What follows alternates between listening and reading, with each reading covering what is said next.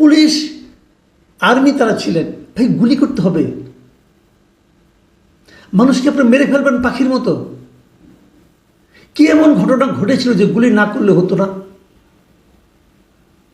আমরা তো অনেকগুলো ভিডিও দেখলাম, আমি নিজে একটা ভিডিও দেখলাম, আমাকে একজন পাঠিয়েছেন।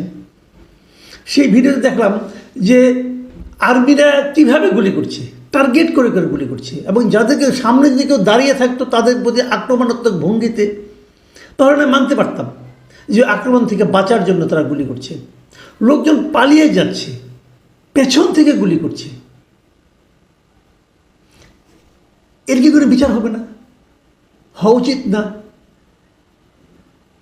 এটা কেন? এটা কি আপনি পারেন? অথচ এই আর্মির কিন্তু, এই সেনাবাহিনীর কিন্তু আমরা প্রশংসা করেছি গত জুলাই আন্দোলনে। তারা বলেছিল তারা নিরীহ জনগণের উপর বন্দুক চালাবে না, গুলি চালাবে না। তো এখন তো আপনি নিরীহ মানুষকে মারলেন। তাহলে কি আর্মির ক্যারেক্টার চেঞ্জ হয়ে গেছে? অথবা আর্মিকে যারা অর্ডার দেন তাদের মানসিকতা চেঞ্জ হয়ে গেছে? এটা কেন? বলা হচ্ছে অ্যারেস্ট করা হচ্ছে, বিচার করা হবে। তো বিচার তো হত্যার বিচার হবে না? এর আগে আমরা দেখেছি যে মিরপুরে একটা হত্যাকাণ্ড হয়েছে, এরকম একটা মবের মধ্যে কেউ যে মারা গেছে, পুলিশের গুলিতে মারা গেছে।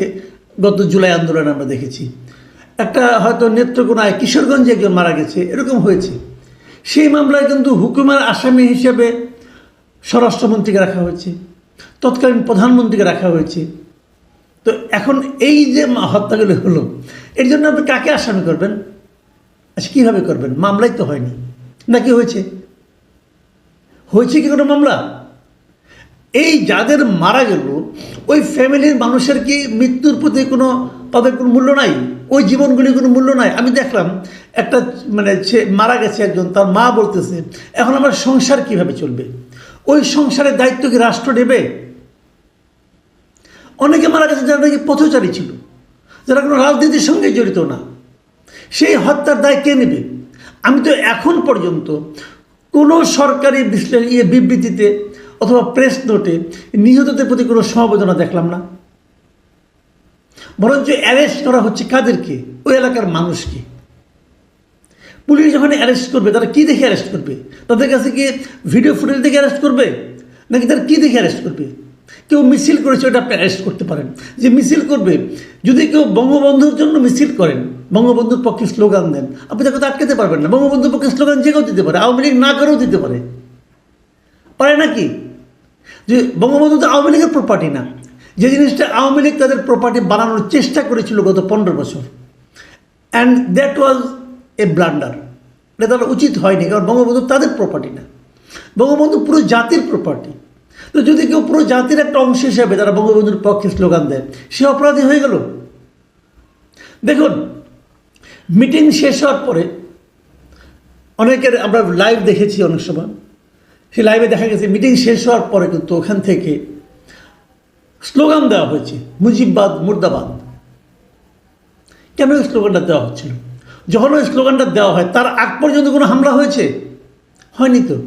দর্শকও ছিল না, মঞ্চে কেবল এনসিপির নেতারা ছিলেন, তারা কথা বলেছেন, শেষ। তারপরে যখন মুজিববাদ মুর্দাবাদ স্লোগান দেওয়া হতে থাকে একের পরে, তখন তো এটা ওয়ান কাইন্ড অফ ইনভাইটেশন, যে তোমার এলাকায় এসে আমি তোমার নেতার বিরুদ্ধে স্লোগান দেব, তুমি কেন আমাকে মারছো না? এটা ওয়ান কাইন্ড অফ ইনভাইটেশন। এবং ঘটনাগুলো কিন্তু সেভাবে ঘটেছে। তো এই যে বিষয়গুলো, এই বিষয়গুলো কি বিবেচনায় নেওয়া হবে, অথবা বিবেচনায় কি নেওয়া উচিত নয়? দেখুন, আমি এর মধ্যে যতগুলি বিবৃতি পড়েছি, পলিটিক্যাল অথবা নন পলিটিক্যাল, একটা মাত্র বিবৃতি যেটা আমাকে টাচ করেছে, এই বিবৃতিটা দিয়েছেন কয়েকজন ইউনিভার্সিটির শিক্ষক এবং বুদ্ধিজীবী এবং সুশীল সমাজের লোক। এই আনু মোহাম্মদ, সামিনা লুৎফা, ওনাদেরই সংগঠন, নাম হলো গণতান্ত্রিক অধিকার কমিটি। তারা কি বলেছিলেন শুনেন। এদের কথাটা আমার পছন্দ হয়েছে বলে আমি এটা আপনাদেরকে একটু পড়ে শোনাচ্ছি। তারা লিখেছেন যে গত বছর 16 জুলাই যেটা হয়েছিল সেটা উল্লেখ করে, যে রংপুরে বেগম রোকেয়া বিশ্ববিদ্যালয়ের আবু সাইজিদের মারা গেল ঠিক 1 বছর পর গতকাল আবারও একই চিত্রের মুখোমুখি হতে হয়েছে গোপালগঞ্জে। এই ঘটনার পর রাষ্ট্রের আচরণ গভীর উদ্বেগ তৈরি করেছে। তারা কিন্তু রাষ্ট্রের আচরণকে ভালো বলছেন না, প্রশংসা করছেন না, কিন্তু করা তো উচিত ছিল। কারণ এই রাষ্ট্র তো আগের স্বৈরাচারী সরকারের রাষ্ট্র নয়। তিনি বলেছেন, মানে ওনাদের বিবৃতিতে বলা হয়েছে যে এনসিপির সমাবেশে হামলার বিষয়ে সরকার ও পুলিশ দ্রুত তদন্তে সক্রিয় হলেও পুলিশের গুলিতে নিহত 4 জনের মৃত্যু নিয়ে এখন পর্যন্ত উচ্চ পর্যায়ে তদন্ত, দায় নির্ধারণ বা ন্যূনতম মানবিক প্রতিক্রিয়া দেখা যায়নি। এই একপাক্ষিকতা শুধু রাষ্ট্রের দায়িত্বহীনতার পরিচয় নয়, এটি নাগরিক জীবনের মর্যাদা ও নিরাপত্তার প্রশ্নেও ভয়াবহ বার্তা বহন করে। যে কথাটা একটু আগে আমি বললাম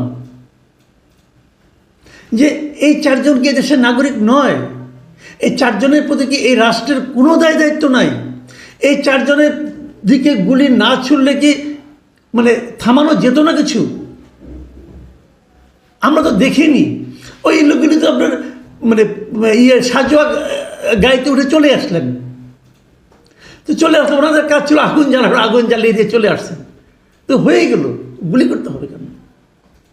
গুলি করার মতো বাস্তবতা এখানে ছিল বলে আমি মনে করি না। অন্ততপক্ষে আমি যে কটা ভিডিও দেখেছি তা দেখে আমাকে মনে হয়নি। আমি স্পষ্ট শুনেছি বলা হচ্ছে, আরবি বলছে না কে বলছে আমি জানি না, ওটা তো সাউন্ড তো বোঝা যাচ্ছে না, ওকে টার্গেট করে মার, টার্গেট করে মার। কেন টার্গেট করে মারতে হবে কেন? টার্গেট করে মারার জন্য কি জনগণ আপনাদের বেতন দিয়ে রেখেছে? এই টার্গেট তো আপনারা করতে পারেন না। আমি একটা কথা বলে শেষ করি। অপরাধ বিজ্ঞানের একটা কথা আছে, যখন কোনো অপরাধ ঘটে তখন তোমরা প্রথমে দেখবা এই ঘটনার বেনিফিশিয়ারিকে, মানে এই ঘটনা ঘটলে কার লাভ হয়। বলুন তো কালকের ঘটনার বেনিফিশিয়ারিকে? গোপালগঞ্জের মানুষ বেনিফিশিয়ারি নন। এই ঘটনার বেনিফিশিয়ারি হলো যারা নির্বাচনকে পিছিয়ে দিতে চান, যারা আরও অনেক দিন একটা অনির্বাচিত সরকার আমাদের উপর চেপে থাকুক সেটা চান, যারা নির্বাচন করার জন্য আরও প্রস্তুতি নেওয়ার জন্য সময় চান, আমার ধারণা তারা।